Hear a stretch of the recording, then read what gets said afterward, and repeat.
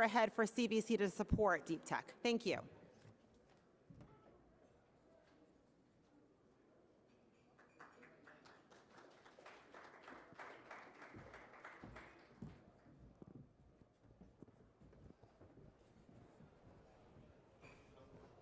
Ooh, bright lights. Good morning.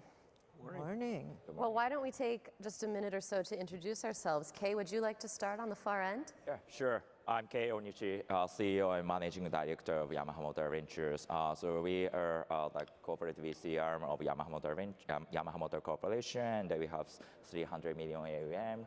The early stage investor, they're investing into mobility, robotics, sustainability, fintech, data, AI, quite broad. Yeah, thank you. Good morning, everyone. I'm Farah Nouri. I am General Partner and EVP at America's Frontier Fund. We are a new fund that invests in early stage frontier technologies, which by that we mean AI platform, microelectronics, advanced manufacturing, energy transformation, and all the hard stuff. Hi, my name is Tarek Elyashevich. I run also Strategic Ventures Fund. We are CVC arm of Wall Street Insurance Company looking to invest in deep tech, fintech, insurtech, mobility, prop tech, and climate tech startups, generally A through C, around $1 to $10 million checks. And I'm Laura Rose Barr. I've undergone a recent rebrand, so don't be thrown off by the Bloxham former name in your program. I'm a partner at Oric in the Technology Companies Group, where I represent founders and startups and their investors at all stages of the life cycle. We're thrilled to be here with you today. So the year is 2024, which means we need to talk at least a little bit about AI. And we've seen in the recent past corporate strategic investors pouring unprecedented amounts of dollars into prominent companies in the AI space. Tarek, what do you think is driving this link between Microsoft, Amazon, Google, some of the largest corporate strategic investments into AI companies? I think the promise of AI is huge. I mean, if you really think about what companies are trying to accomplish and what the ultimate goals are, like for example at Allstate, we are focused on our customers. Being able to leverage AI to offer more personalized offerings to your customers, better engage them with things that they care about and that impact their lives. And then being on the back end able to actually improve your infrastructure in a way that you can service those customers better. It's a really big thing for the corporations. And it's one of the key initiatives that we have at Allstate. And like everybody else, we are looking not only to deploy capital into the VC community and the startup ecosystem, but we're spending a lot of capital internally because, let's be honest, corporations are not fully ready yet to embrace AI. They all want to, but there's a lot of underlying blocks that need to be first built before you can actually truly take advantage of AI, and that's going to take some time. Yeah, building out new products on top of large language models is certainly one driver that we're seeing in the market. Farhan, what else are you seeing? Well, I would say, just to add, the deep expertise actually resides in these companies. I mean, we know that kind of deep expertise really doesn't, on the applications and what you need as the next step, is not in Sand Hill or with VCs. It really resides in companies like Microsoft and Google. And of course, they're not your typical CVC. They are the ones with the deepest of pockets and deepest bench. And on top of that, we look at technologies that are the hardware side of what AI runs on, like microelectronics and the like. So it's a two-way cycle. You're building products on the large language models, and you're also selling products into building the large language models. Yeah, it's actually we look at AI as a driver for a lot of the industry. My focus is microelectronics, so I keep going back to that, but that's the platform technologies on which AI is built, in both as a driver and the way we do things, virtuous cycle. Well, deep tech is, as we all know, much broader and deeper than AI, even in 2024. So, Kei, what are some other areas of deep tech that you think are going to be particularly hot for investment in the next 6 to 12 months? Yeah, still, like, of course, AI is really big topic for deep tech, but as well as still like something related to sustainability, decarbonization. Like still like maybe some folks in this room still feel that valuation is really too high. Still, we are in the sort of the hype, but still this trend, I believe this trend keeps going. And of course, we see some like the decline of the speed of like a market adaptation of EV. Slightly decreased, but still, like that's the trend. Like it's a mega trend. So I think like not only battery technologies, but also alternative fuels like e-fuels, or that's also one, and also something related to material like recycling or circular economy. Especially, lots of corporation has the goal for the decarbonization, focusing on scope 1 and 2. So material is the something that we can achieve in the short term, rather than like there's something you need to ask client, end users to change their behavior. Yeah, I mean, one of the things that I'm excited about to me is like, I don't think right now we are looking at just one technology. We're talking about AI, but there's so many technologies that are coming together at the same time. So if you really think about the network effect of all those technologies can do and how it impacts on what we are trying to accomplish, whether it's in climate space or whether it's like in healthcare or other challenges that we have as a society. I mean, like, I'm really optimistic what we can do, and I think technology is going to drive all of it, but it's going to drive eventually all together rather than one isolated ones like it's been case in the past. And I think just to add to all this is that we have all these mega trends like climate change and emergence of AI, et cetera, and the industrial policy. Once again, we are in the age of industrial policy where governments around the world are looking at these technologies as competitive advantage, national security, and the intersections of these are driving a lot of innovation in these areas. 100%.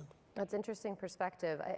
And are there particular technologies that you, Farhan, feel excited about investing in the coming market? Yeah, we look at these intersection of those mega trends I was talking about, as well as the industrial policy, as well as areas of innovation, and that's what we have.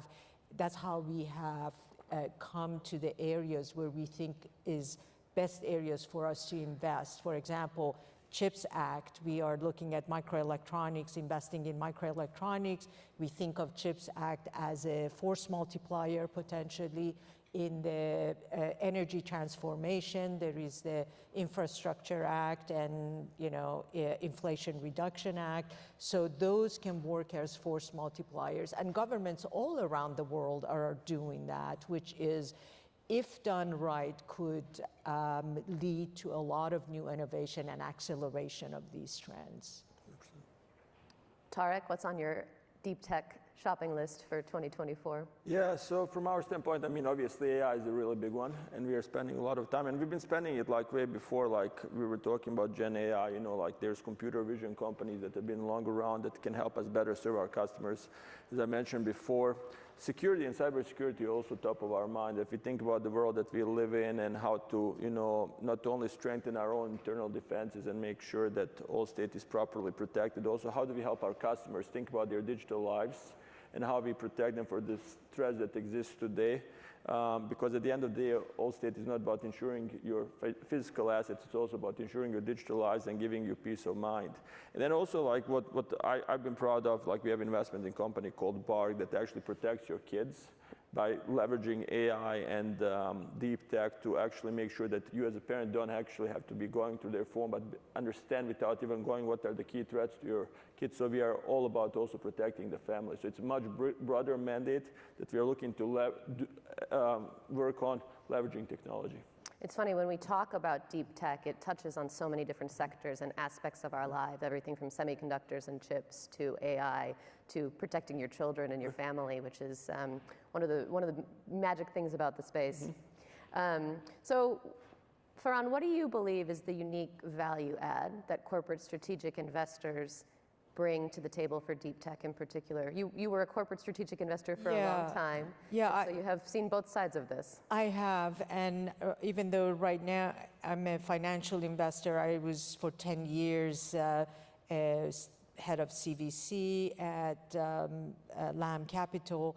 And if I was an entrepreneur, honestly, the best combination to me is always syndicating corporate venture and financial investors, because corporate venture always have the deep, they are more focused, but in the area of focus that's the deepest expertise. And they can also, I love to co-invest with corporate venture guys because they're the best at doing diligence. They do the deepest diligence. They can be a partner for the company.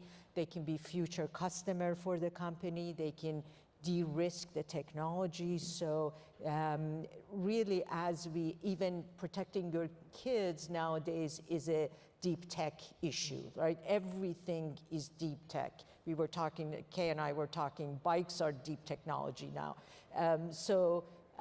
In all of those areas, you want to have that access to the technologists, the best experts, to diligence. Kay, how do you view this question? What do you bring to the table? What's the special value add that, as a corporate strategic investor for deep technology? Yeah, often cases corporate deep tech startups requires lots of capital, and also in some cases, for example, in case of AI, if we want to build AI for physical intelligence, like AI for robotics, like AI for figure AI, humanoid robot, it cannot be just done by the data publicly available, like on the web. You need to access to the proprietary data only the available in the factories of their clients as well. Mm-hmm. So not only bringing the capital to the startups, but also partnership, being a customer, early adopter of the customers, having a long-term commitment alongside with capital investment. There are lots of cases, like different types of the engagement that can be built, or more like should be built between startups and the deep tech startups. In case of Yamaha, like we invested, not the LLM company, but we recently invested into a company called Atomic Industries. They use AI and also like optimization algorithms to automatically design the dies for plastic injection molding.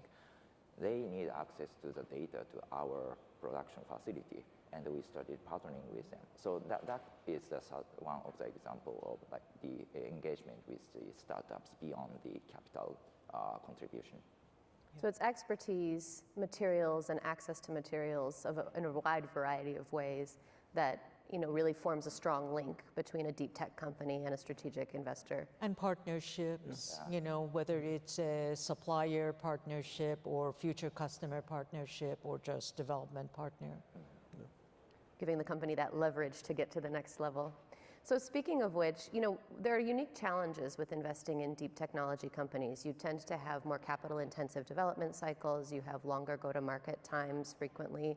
How do you all view the interplay between those unique challenges and sort of the current investing climate and the current venture market? Yeah, happy to start with. So 100% agree with your assessment. It really comes down to how you think about investing in whole. So we think about in terms of horizons 1, 2, and 3, and what we are looking to accomplish. And we are very clear with our startups and companies that we are looking at is like, we have our use cases now, we are ready to use you. You're going to be in production in 6 to 12 months versus like, we believe in this technology, we can see where the world is headed. We will actually, like as investor, we believe you can be very successful and we can see really strong financial outcome, and we're going to have fun with that. But we're also going to be honest with you that probably we're not going to engage for 2 years, but we will continue working, providing you all the support, resources, everything that you guys have mentioned to help you get there. And you'll know that we are committed because we are providing with the capital right now that's going to get you through the next 2 years, and then hopefully you're going to reach the stage where you can raise more and more rounds and ultimately be successful and provide us with a strong investment outcome. Building the long-term relationship is the core of the... 100%. I mean, like I personally, in the perfect case for me is like, I do not want to invest in somebody who I just like get to meet 2 months ago. Ideally, we had 9 to 12 months to get to know each other, see how each operate, get a chance to introduce you to the business partner, see how that relationship goes, because everybody can talk a great game. Really, the proof is in the pudding and how well you collaborate and work with each other. Yeah, I mean, this kind of hard tech investment is really not for the faint-hearted. I mean, it just, my area, again, going to microelectronics is, and a lot of financial investors have left the semiconductor industry. We're one of the very, very few who still invest in semiconductor industry, and that is where you need to lower the barrier to success. So there's so many values. I mean, it's not even one value of death. There are multiple values of death along the way for, say, a semiconductor company or other hard tech companies. There's access to capital that we're trying to solve, access to, say, design tools, pilot line, lab to fab kind of technique, and all along the way we are trying to build partnerships that give access to our portfolio companies, work with CVCs again to lower some of those barriers and accelerate their success. And also we are trying to partner with the government on wherever there can be access to capital, and trying to we offer advice. We've been working with various government entities in terms of offering advice to where capital can be deployed along the way to accelerate their path to success. The timelines, yes. Yeah. And Kay, how do you address the unique risks of deep tech when you're analyzing specific investments? Yeah, when we conduct a due diligence of like investment opportunities, we always like split the discussion around the financing and also commercial or partnership discussion. So, of course, oftentimes, like as an investor, we need to say no for the investment opportunities. But often cases, if you have, like as a CVC arm, if you have the pretty good understanding of the BU's need, BU's long-term vision, you can find a way to create a matching between the deep tech startups and also oftentimes the R&D, advanced R&D team within the corporations. They might have some capital or like a budget, but they don't need to have, they don't necessarily have the expertise in certain the technologies, frontier technologies. So as a CVC arm, if we can facilitate the discussion between the deep tech startups and also advanced R&D or research teams in the corporation and form the joint research project, that's going to be one way to sort of like buying the time and de-risk the risk around the deep tech, frontier tech. And also another way is maybe sending someone, the engineers to the deep tech company, startups, to help them to scale the business.